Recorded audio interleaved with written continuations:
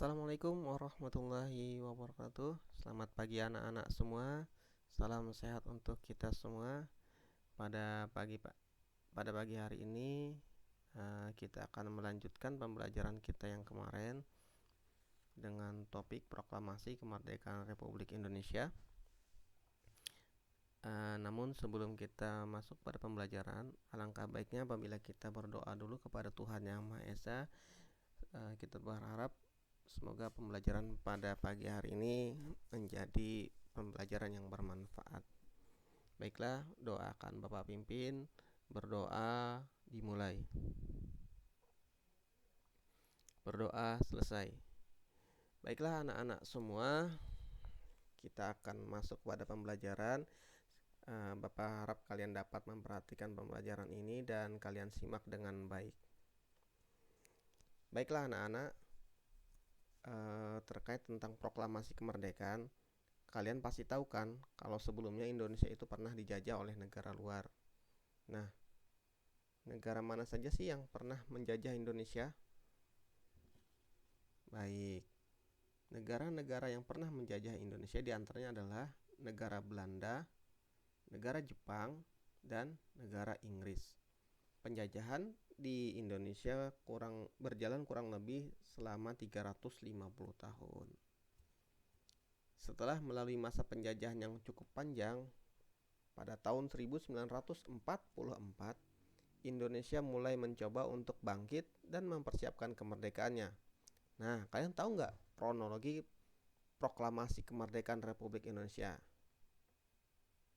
Nah, untuk itu coba kalian simak paparan dari Bapak tentang kisah detik-detik menuju proklamasi kemerdekaan Republik Indonesia. Oke, kalian tahu kan, sebelum melaksanakan suatu acara, pastinya butuh persiapan yang matang. Sama juga dengan kemerdekaan Republik Indonesia. Persiapan yang dilakukan itu dilaksanakan sejak 5 bulan sebelum kemerdekaan, tepatnya pada tanggal 1 Maret 1945. Di tanggal tersebut dibentuklah BPUPKI atau disebut dengan Badan Penyelidik Usaha-Usaha Persiapan Kemerdekaan Indonesia. Yang badan ini diresmikan pada tanggal 29 April tahun 1945 dan diketuai oleh Bapak Dr. Dr. Rajiman Weodiningrat. Sebagai persiapan, BPUPKI melakukan 2 kali sidang. Sidang pertama dilakukan pada tanggal 29 Mei tahun 1945 sampai dengan 1 Juni tahun 1945. Sidang ini menghasilkan rumusan dasar negara Indonesia, yaitu kita sebut dengan Pancasila, yang kemudian oleh Bapak Supomo, kemudian Bapak Muhammad Yamin dan Insinyur Soekarno. Itulah mengapa setiap tanggal 1 Juni kita memperingatinya sebagai hari lahirnya Pancasila.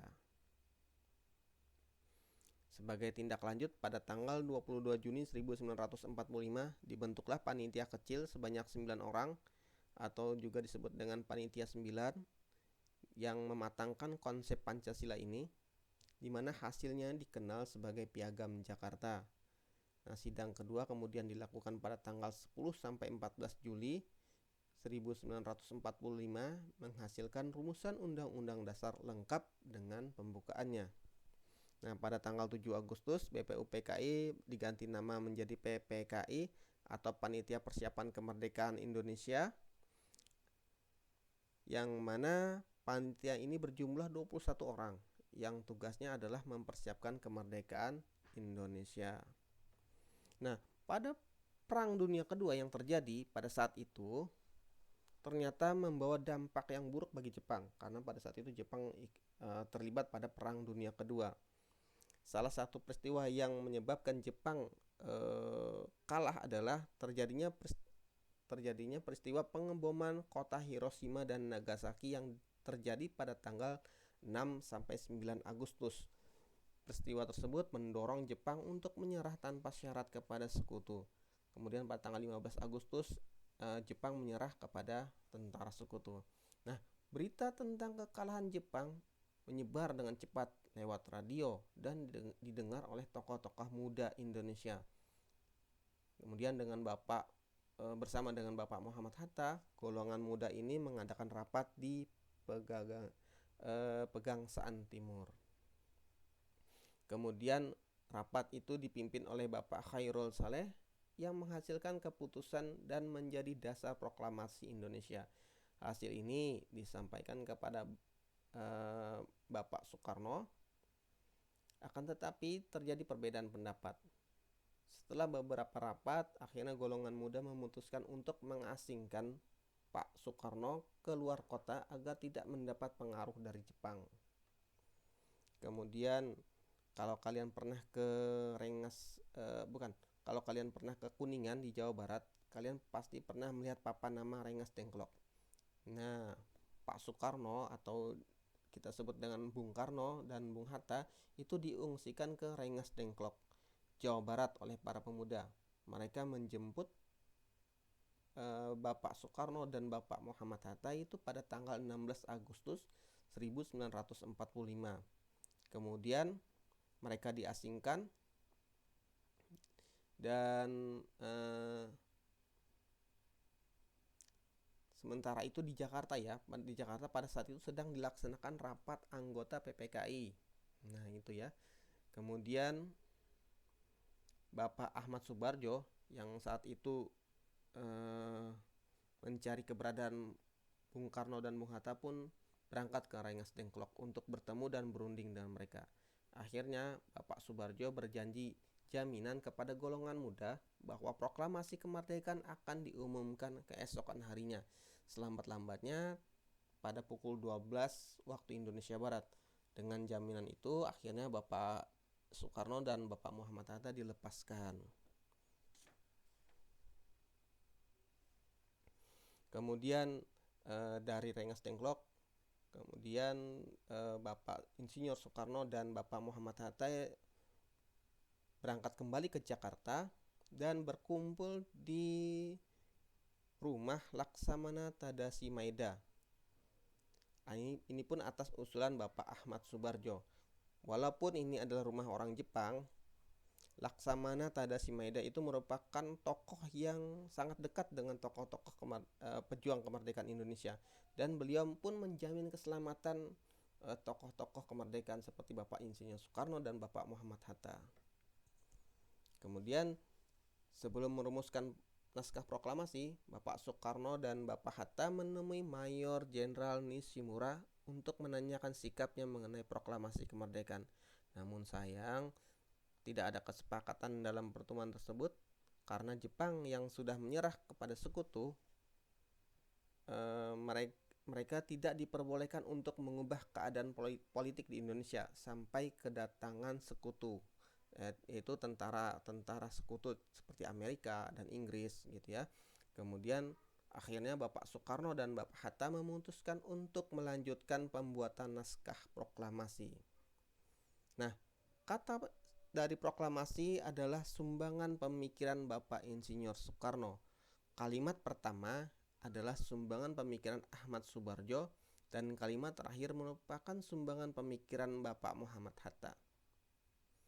Nah, teks ini kemudian diberi saran dan sedikit perubahan oleh Soekarni, lalu diketik oleh Sayuti Melik. Terakhir, Soekarni memberi usulan bahwa naskah ini sebaiknya ditandatangani oleh Bapak Soekarno dan Bapak Hatta atas nama bangsa Indonesia. Tepat pada pukul 4.30 waktu Indonesia Barat subuh, konsep naskah proklamasi selesai disusun. Nah, adapun teks proklamasi bisa kalian lihat pada layar monitor atau HP kalian. Di sini isi teks dari proklamasi mungkin bisa Bapak bacakan kurang lebih seperti ini. Proklamasi. Kami bangsa Indonesia dengan ini menyatakan kemerdekaan Indonesia. Hal-hal yang mengenai pemindahan kekuasaan dan lain-lain diselenggarakan dengan cara seksama dan dalam tempo yang sesingkat-singkatnya. Jakarta, hari 17 bulan 8 tahun 1945 atas nama bangsa Indonesia Soekarno-Hatta.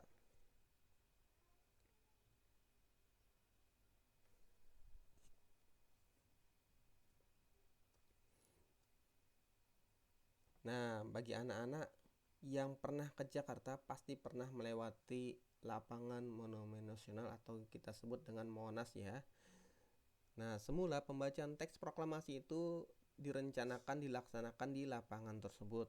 Namun Bapak Insinyur Soekarno merasa jika diadakan di tempat ini, karena tempat ini sangat luas, bisa ditakutkan atau dikhawatirkan menimbulkan bentrokan antara rakyat dan pihak militer Jepang. Kemudian beliau mengusulkan untuk menyelenggarakan pembacaan teks proklamasi di rumah beliau di Jalan Pegangsaan Timur. Kemudian detik-detik menuju proklamasi kemerdekaan RI atau kemerdekaan Republik Indonesia itu semakin dekat. Setelah disepakati, proklamasi akan dibacakan pada pukul 10 waktu Indonesia Barat di rumah Bapak Insinyur Soekarno, dan pagi harinya di rumah Bapak Insinyur Soekarno sudah dipadati oleh banyak orang. Kemudian beberapa tentara diperintahkan untuk berjaga-jaga di sekitar rumah Bapak Insinyur Soekarno sembari menunggu Bapak Muhammad Hatta datang. Kemudian setelah Bapak Muhammad Hatta datang, barulah upacara dimulai dengan pembacaan teks proklamasi. Setelah pembacaan teks proklamasi, dilakukan pengibaran bendera merah putih yang dilakukan oleh Bapak S. Suhut dengan bantuan Suka dan Kolektif Hendra Diningrat. Nah, bendera merah putih yang dikibarkan ini dijahit langsung oleh Ibu Fatmawati yang merupakan istri dari Bapak Insinyur Soekarno. Nah, upacara berlangsung syahdu karena tanpa dikomando, para hadirin atau masyarakat yang hadir itu spontan menyanyikan lagu Indonesia Raya saat bendera dikibarkan. Nah, berita proklamasi itu disebarluaskan melalui siaran radio, dari berita dan segala macam, bahkan dari kantor berita Domei. Nah, mendengar berita ini, pihak Jepang melarang penyiaran berita proklamasi tersebut. Kemudian pada tanggal 20 Agustus 1945, alat pemancar di kantor berita Domei itu diputus dan disegel hingga pegawainya pun dilarang masuk. Tanpa kehilangan akal, para pemuda kemudian membuat alat pemancar baru yang mereka ambil dari alat-alat pemancar dari kantor berita Domei. Alat pemancar ini kemudian dibawa ke Menteng dan berita tersebut segera disiarkan ke seluruh Indonesia. Selain dari radio, penyebaran berita proklamasi juga dilakukan lewat pers dan surat selebaran. Hampir seluruh harian Jawa pada tanggal 20 Agustus 1945 memuat berita proklamasi dan Undang-Undang Dasar Negara Indonesia. Wah, untung ya para pemuda pada saat itu tidak kehabisan akal. Walaupun kantor beritanya diblokir, disegel, tapi mereka masih punya rencana dan akal untuk menyebarkan berita kemerdekaan Indonesia. Nah, itu dia anak-anak beberapa peristiwa detik-detik menuju proklamasi kemerdekaan Republik Indonesia yang tentu saja penuh dengan perjuangan ya. Jadi kita harus bersyukur karena kerja keras para pahlawan yang terlibat dalam peristiwa tersebut, kita sekarang bisa menikmati kemerdekaan dengan tenang, bahagia, dan senang. Nah, karena itu kita harus mensyukuri atas sumbangsi para pejuang pada saat itu sehingga kita bisa menikmati kemerdekaan. Oke anak-anak, cukup sampai di situ dulu pembelajaran kita. Semoga apa yang Bapak sampaikan bisa kalian terima dan Bapak harap kalian bisa menyimak pembelajaran ini dengan baik. Kita akan bertemu kembali pada hari berikutnya dengan pembelajaran tematik tentunya dan juga pembelajaran yang lainnya. Oke, untuk itu pembelajaran pada hari ini Bapak akhiri. Terima kasih atas perhatian semuanya. Mohon maaf apabila ada kesalahan. Bapak akhiri. Wassalamualaikum warahmatullahi wabarakatuh. Selamat pagi anak-anak.